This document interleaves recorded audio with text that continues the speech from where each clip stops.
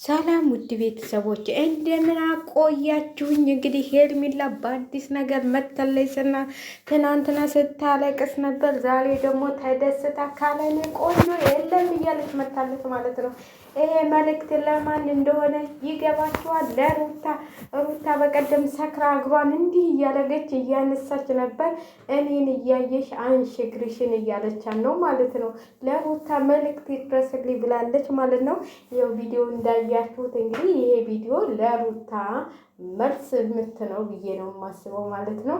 በቀደም ለታዛ ጋር እንትሩ ጋር ማድቤቱ ጋር ሩታ ጫማዋን እያሳየች ምናምን ስትሰራ ነበረ፣ አብድሽን ስታሰክር ማለት ነው።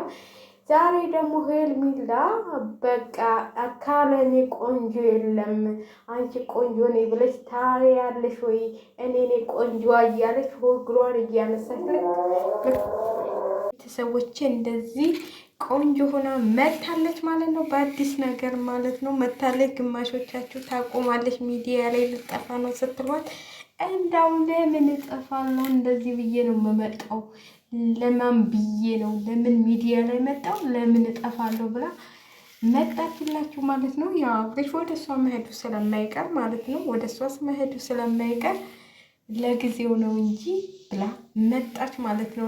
ከኔ ወደ ቆንጆ ብላ መታለች ማለት ነው። ትክክል፣ ከአንቺ ወደ ቆንጆ። አንቺ ደግሞ አብርሽን መድኃኒት አላጠጣሽው ስንት ቀን እንትን ይዘሽው ስከጂ፣ ይህቺ በአንድ ቀን እንትን መድኃኒት አጠጥታ ገበና የባሏን ገበና ለሰው የምትሰጥ ተብላ ቁጭ ተባለች እንግዲህ። እና ለማንኛውም ከኔ ወዳ ቆንጆ እያለች መታለች ሄርሜላ። አዎ ቆንጆ ነሽ፣ ቆንጆ ነሽ፣ ቆንጆ ነሽ፣ ተመስክሮልሻል፣ ተመስክሮልሻል። ግን ምን ይደረጋል መሰለሽ፣ ያው አብርሽን ግን አታገኙትም። ከሁለታችሁም ሊወጣ ነው ማለት ነው። ከሁለታችሁም ሊወጣ ነው አብርሽ። አሁን ከሁለታችሁም ሊወጣ ነው። ሁለታችሁም ከህይወታችሁ ውጡ ተብላችኋል ማለት ነው። እና ሁለታችሁንም አያስፈልግም ብሎ ቤተሰብ ደምድሞባችኋል ማለት ነው። ከሩታም ከሆነ ከሄርሜላም ከሆነ ተብሏል። ዛሬ አዲስ ነገር የሚፈጠር ይኖራል ማለት ነው። ሄርሜላ እንግዲህ በአዲስ ነገር መታለች ማለት ነው። ፏ ብልጭ ብላ ማለት ነው። ዋው! ለምን ታለቅሻለሽ? እንደዚህ ፏ ብልጭ ብለሽ ነው እንጂ ለምን ብለሽ ነው የምታለቅሽው? ለማን ደስ ይበለው ብለሽ ታለቅሻለሽ? ፏ ብልጭ ብለሽ ነው ቶሎ የኔ እናት። ጉድ እኮ ነው። አዎ ቆንጆ ነሽ፣ ቆንጆ ነሽ፣ ቆንጆ ነሽ። እንደምን ይወጣልሻል? ልቅም ያልሽ ቆንጆ፣ ልቅም ያልሽ ቆንጆ ነሽ። አዎ ቆንጆ በቃ ከኔ ወዳ ቆንጆ ብላሻለች ሩታ። ይሄ መልእክት ላንቺ ነው። በቀደም ለታዲት ንድንቲ ስትይ የነበረው ማለት ነው፣ ሰክረሽ ማለት ነው። እሷ ሳሰክር ነው እንዲህ እያሳየችን ፋሽን ሾው ያለችው አንቺ። ለነገሩ አንቺ አይደለሽም የሰከርሽው፣ ከዳኒ ጋር ጠጥተሽ ቆይተሽ የዳኒን ትላፊ ለአብርሃም መድኃኒት ጨምረሽ ሰተሽው እውነት የለው ብላችሁ ያንን ሁሉ ዛሬ ብቻዋን ጠጣችሁ። እንዲህ ከዳኒ ጋር ስትጠጣ ቆይታ አሁን መንጫው ሲደርስ መድኃኒቱን አድርገው የዳኒ ትላፊ ላይ ለአብርሽ ሰጡትና ያው ፋሽን ሾው ስታሳየን ነበር። አሁን ደግሞ ከኔ ወዳ ቆንጆ ብላ ሄርሜላ መጣችላት ማለት ነው። ከኔ ወዳ ቆንጆ እስቲ ማንን ነው የሚመልጠው ሲባል አብርሽ ደግሞ በቃ ከአሁን በኋላ ልጁ የሚቅርብኝ በቃ ከሄርሜላ ወርዳለሁ። ልጁንም እንደፈለግ ቢሻሽ ለዳኒ ሽጩ፣ ቢሻሽ ለደስታ ሽጩ በቃ ብሎ ሁሉም ቤተሰቦቹም በቃ ለልጅ ብለህ መጎዳት የለብህም ልጁ ሲያድግ አባቴ ብሎ ይመጣል ብሎ ቆርጠው ተነስተዋል ማለት ነው። እንግዲህ ለማን እንደሚሆን አይታወቅም።